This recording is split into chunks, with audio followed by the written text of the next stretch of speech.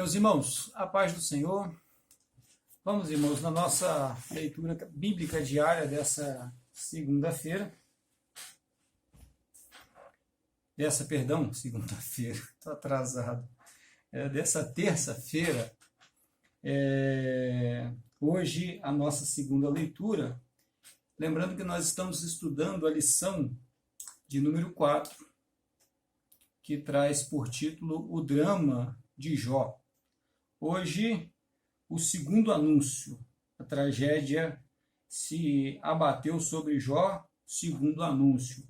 Versículo de número 16 do capítulo 1 de Jó, que nos diz assim: Estando este ainda falando, veio outro e disse: Fogo de Deus caiu dos céus e queimou as ovelhas e os moços e os consumiu. E só eu escapei para te trazer a nova. Pois bem, irmãos, esse momento é um momento de extremo sofrimento, né, da vida de Jó. É onde as coisas vêm sobre a vida dele de forma avassaladora e elas vêm como ondas, né, uma após a outra, sem dar trégua, sem dar espaço.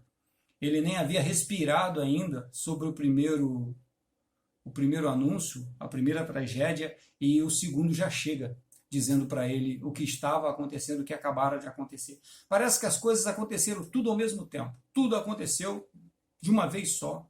Não houve primeiras e segunda ou terceira. Aqui o que há são os anúncios. Os anúncios, sim, estão nessa ordem. E fica alternando entre males morais e males naturais, tragédias morais e tragédias espirituais. Nós já falamos um pouco sobre a tragédia moral ontem e falamos também, até damos uma ideia sobre a sobre a natural.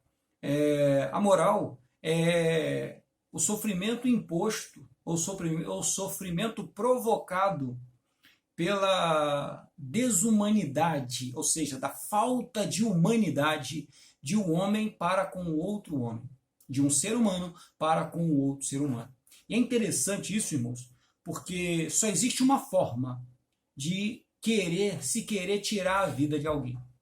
Só existe uma forma de alguém se sentir à vontade para ameaçar a vida de outro. Quando esse tira a humanidade da outra pessoa. Quando esse faz com que o outro deixe de ser humano. Na cabeça dele, o outro deixa de ser um ser humano.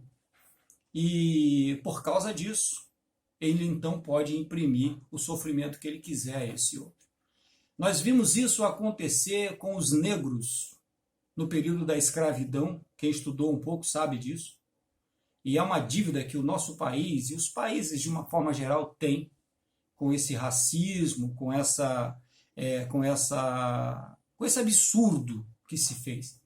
Isso só foi possível porque alguém disse que essas pessoas não tinham alma, logo não eram seres humanos e poderiam ser tratados da forma como foram tratados.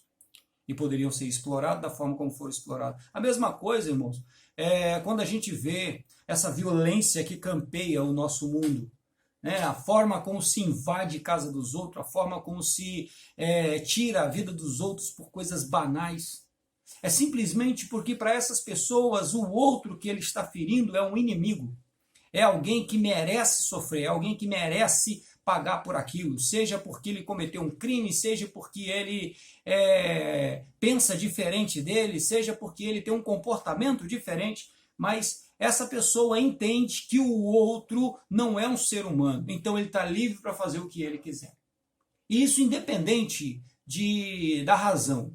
Né? Pode ser por causa da cor, pode ser por causa do sexo, essa violência contra a mulher, né? Homens que são extremamente violentos, e é exatamente por isso, porque eles se acham superiores a essas mulheres. Só assim é possível você imprimir sofrimento contra a vida de alguém. É você considerar o outro como um outro ser, não como um ser humano, não como uma pessoa. Quando o Senhor Jesus fala para a gente sobre isso, ele diz que eu tenho que amar o outro como eu me amo. Mas eu tenho que considerar o outro humano como eu acho que eu sou humano. Né? Já no mal natural, e a gente tem muito tempo para falar sobre isso, essa semana a gente vai falar bastante sobre isso. Já no mal natural, é um sofrimento imprimido pela natureza. E esse sofrimento imprimido pela natureza, esse sofrimento impresso pela natureza, imposto pela natureza, não há o que fazer. No primeiro sofrimento, Jó poderia ter dito o seguinte: tá bom, eu vou, se ele tivesse tempo, lógico, eu vou juntar aqui algumas pessoas, eu vou atrás e eu vou pegar de volta aquilo que é meu, eu vou pegar de volta aquilo que me tomaram, né? Porque não pode ser desse jeito, não é assim que funciona e tal. Ele nem teve tempo de pensar isso. Mas se tivesse, vamos dizer que ele poderia pensar. Já na tragédia natural, no mal natural, não há o que fazer. A única coisa que você pode fazer é sair da frente, se você tiver tempo de ser avisado. Nós vimos isso que aconteceu no começo do ano, aqui nas nossas cidades vizinhas, as cidades das montanhas, como que elas foram devastadas pelas forças da natureza, né? Se tornou um lamaçal só as cidades. Nós vimos isso constantemente com as enchentes. Agora nós estamos chegando aí no período das enchentes. E de novo nós vamos ver um monte de pessoas perdendo coisas, um monte de pessoas perdendo vidas, inclusive.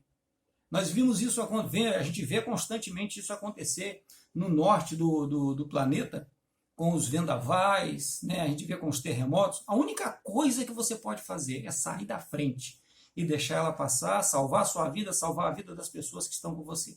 E Jó não teve tempo disso. Jó não foi avisado, não houve um alarme, ninguém avisou Jó, a coisa simplesmente veio e achacou ele. E, irmãos, a nossa vida está sujeita a isso. Eu sei que na hora do sofrimento a gente fica procurando razões, fica procurando porquês, e aí você vai ter as pessoas se apegando a diversas coisas.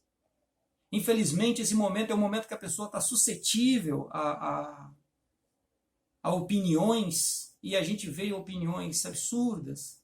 Fizeram macumba para você, isso aí é olho grande, isso aí é o diabo fazendo isso e fazendo aquilo outro. No caso de Jó, a gente sabe que há ali uma influência maligna, há ali um trabalho maligno. Mas no caso de Jó houve revelação. E Deus revela isso pela sua palavra. Aí a gente pode dizer o seguinte: não, irmão, mas no meu caso também revelaram que isso aqui é macumba, isso aqui alguém está fazendo, é um trabalho que foi feito. Mas você foi atrás dessa pessoa, não foi? Você foi atrás dessa pessoa, pediu oração, pediu ajuda, não foi?